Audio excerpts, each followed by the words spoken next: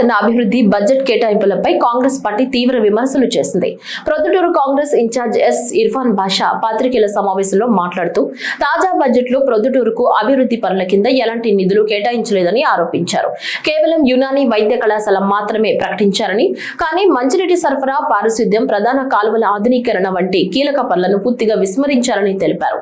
Channel 1, 2 మరియు ప్రధాన కాలువల పూడికతీత ఆధునీకరణ పనులు కూటమి ప్రభుత్వం వచ్చాక రద్దయ్యాయన్నారు.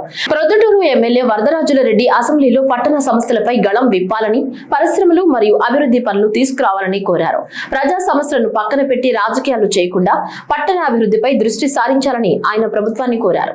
పారిశుద్ధ్యానికి సంబంధించి ప్రధాన కాలువలు ప్రొద్దుటూరు ఛానల్ 1, ఛానల్ 2, దొర్సాన్పల్లె, మడూరు కాలువ, కొత్తపల్లె ఇలాంటి 5 ఛానల్స్ దీన్ని ఆధునికరణ చేయాల్సిన అవసరం ఉంది.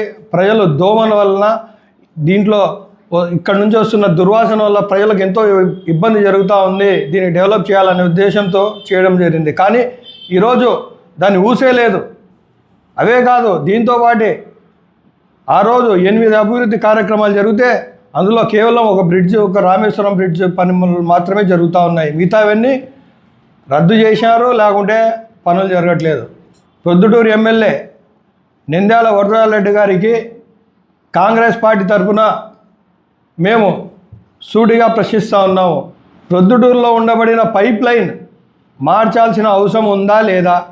రెండో విషయం పారిశుద్ధ్యం, అలాగే డ్రైనేజ్ వ్యవస్థకు సంబంధించి అది అండర్ గ్రౌండ్ డ్రైనేజ్ కానీ లేకుంటే ఒక డ్రైనేజ్ వ్యవస్థను గాడిలో పెట్టడానికి ఈ అవసరాలు ఉన్నాయా లేదా అని చెప్పి మేము సూటిగా ప్రశ్నిస్తూ ఉన్నాం.